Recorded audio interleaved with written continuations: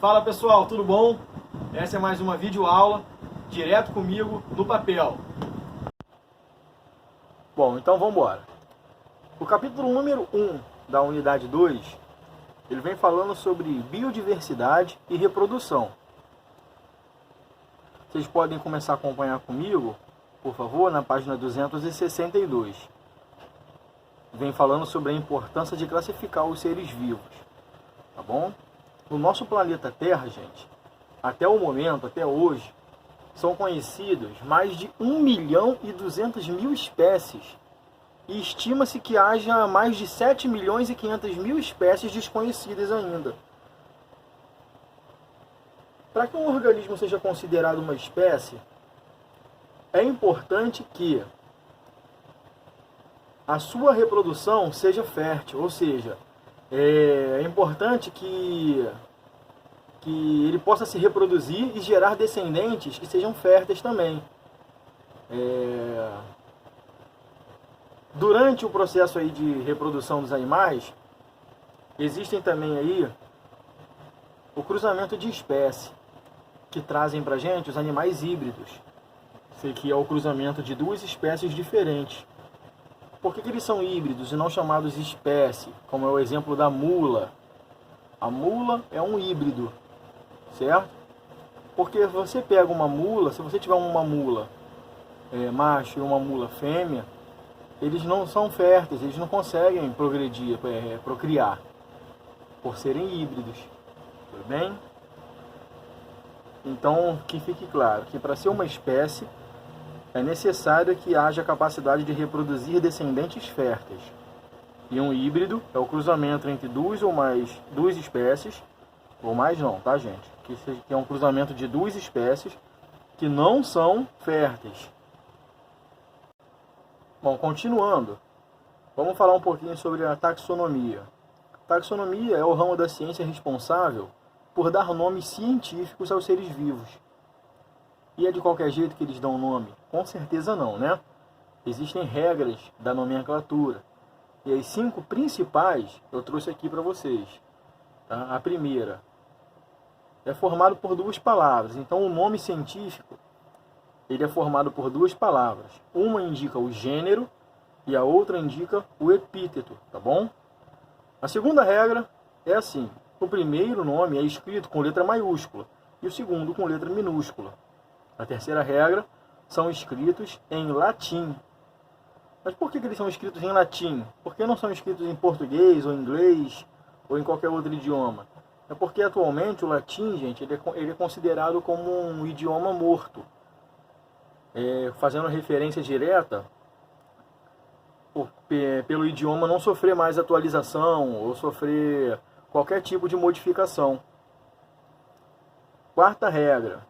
Nos textos, os nomes científicos eles devem estar destacados, ou em negrito, ou em itálico, de alguma forma ele tem que estar destacado.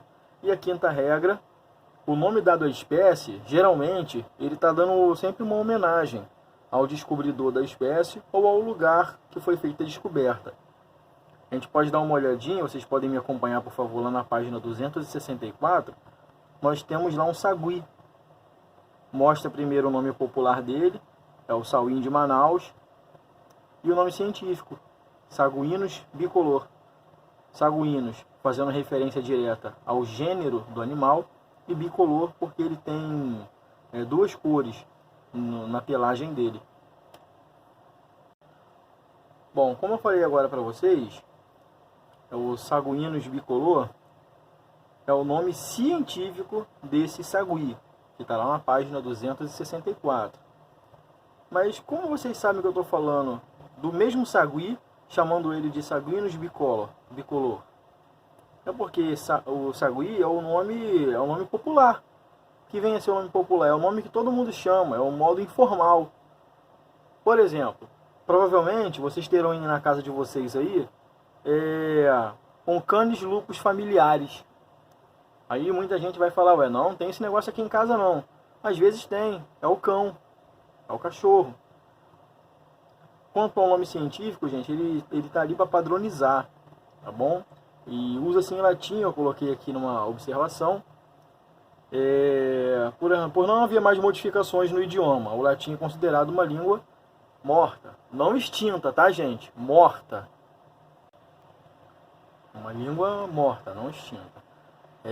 Na página 265, vocês podem observar lá que nós teremos mais 5 exemplos de animais ou plantas e os seus respectivos nomes, tanto o nome científico quanto o nome popular. Tá bom? Vamos continuar nosso desenvolvimento. Vamos falar um pouquinho agora sobre sistemática. Sistemática, eu trouxe essa imagem para vocês. Vocês também têm essa imagem no livro de vocês, na página 267. Provavelmente em alguns filmes vocês já até tenham visto esse quadro com besouros, né? Então a sistemática é o ramo da ciência biológica que trabalha integrado a taxonomia e tem como objetivo organizar os seres vivos de acordo com a maneira com que eles se relacionam evolutivamente.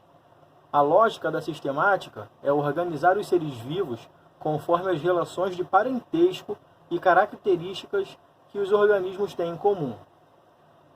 Por exemplo, quando ocorre a separação entre animais e vegetais, está acontecendo uma organização sistemática, mesmo que de maneira intuitiva, pois um animal comparado com outros tem mais relação de parentesco evolutiva que um animal comparado com um vegetal.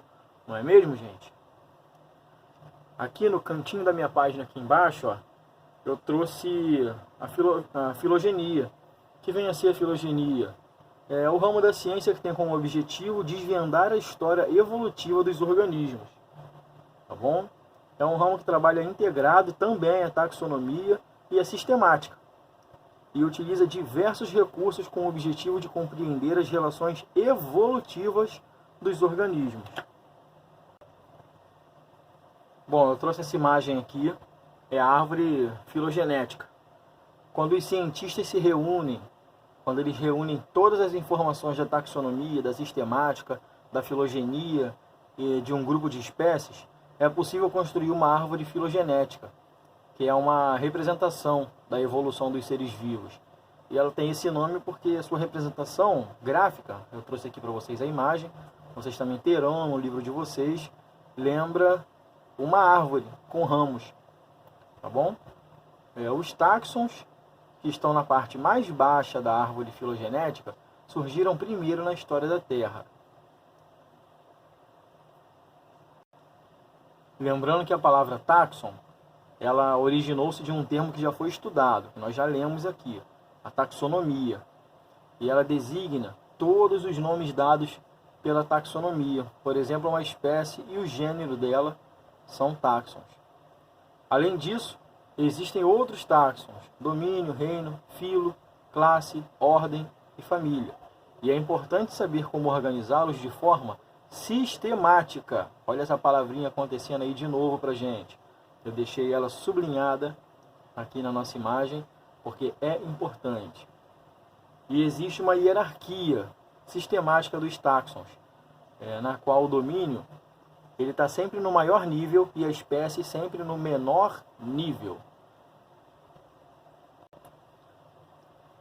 Bom, eu tenho certeza que vocês têm essa imagem também no livro de vocês, na página 269. É a imagem da onça e nós temos a organização sistemática da espécie, né? Será usado como exemplo a onça pintada, que é essa onça aí, para ilustrar o funcionamento da classificação sistemática de um táxon. Então a gente começa pelo domínio. Começando, domínio, é lógico, né? São eucariontes. E estão inclusos todos os seres eucariontes. Na sequência nós temos agora o reino. A qual reino ela pertence? Ao reino animal. Estão inclusos todos os animais. Depois do reino nós temos filo. No filo estão todos os animais que apresentam um cordão nervoso na região dorsal. De maneira geral, todos os animais vertebrados estão contidos no filo. Logo após o filo, nós temos a classe.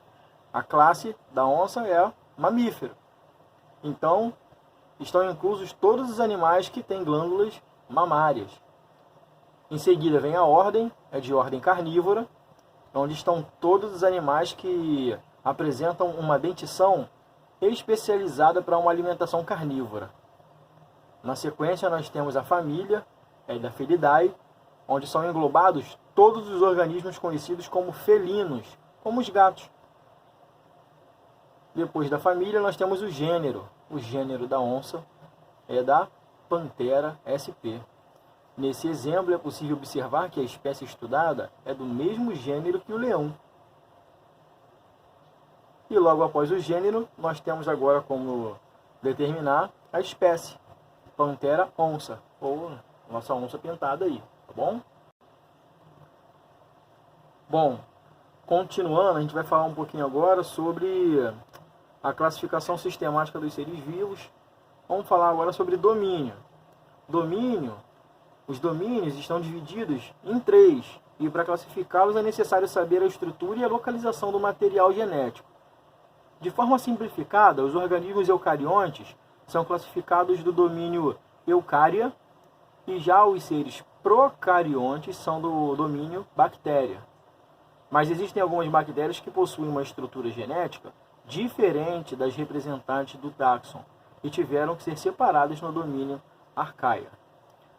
Bom, fazendo aqui uma observação, eu deixei aqui para vocês o domínio: eucariontes, procariontes. Para quem não lembra, eucariontes são os organismos que apresentam material genético compactado em um núcleo, e procariontes, os organismos unicelulares que apresentam material genético disperso no citoplasma. Vamos dar prosseguimento agora e vamos falar do reino. Os reinos.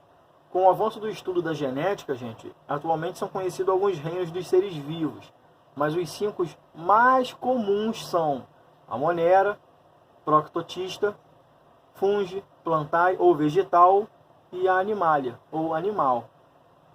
Vamos dar uma olhadinha aqui, eu botei na ordem do primeiro ao 5º, e eu vou falar um pouquinho para vocês sobre, tá bom? Então vamos começar falando do reino da monera.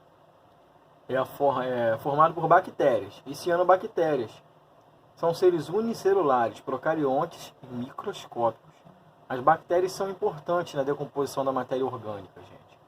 Existem também diversas espécies de bactérias que transmitem doenças aos seres vivos.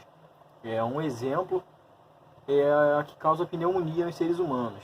O nome é Streptococcus pneumoniae, tá bom? A alimentação das bactérias pode ser heterótrofa ou autótrofa. O reino proctoctista, nós temos também, e os representantes desse reino são os protozoários e as algas. A alimentação deles é variada e pode ser autótrofa ou heterótrofa. Os organismos são eucariontes de tamanho microscópicos e porém maiores do que as bactérias, tá bom? Temos também o reino plantae, né, ou vegetal, conhecido também como reino dos vegetais. Os organismos vegetais são pluricelulares e autótrofos, sendo capazes de converter energia luminosa em glicose, um tipo de açúcar. Alguns representantes do reino vegetal são os musgos, as samambaias, os pinheiros e as gramíneas. Falando agora do reino fungi, os organismos presentes no reino fungi são conhecidos popularmente como fungos e têm como representantes cogumelos. A maioria dos fungos são saprófagos, ou seja, a alimentação é feita por meio da decomposição da matéria morta. E agora o último reino é o reino animalia, ou reino animal. Nesse reino estão todos os animais, que são seres pluricelulares, eucariontes e heterótrofos. Alguns representantes desse reino são os esponjas do mar, os insetos, as estrelas do mar, os moluscos, os répteis, anfíbios, aves e os mamíferos. Pessoal, não vamos esquecer dos exercícios que estão lá na plataforma Tule, dos exercícios que estão liberados na plataforma Saia Digital. Vocês terão agora, no final do capítulo, os exercícios também que eu vou colocar o gabarito para vocês. Então tentem fazer os exercícios. Vocês são capazes, tá bom, gente? E é isso aí. Um grande abraço para vocês e muito obrigado por me acompanhar até aqui.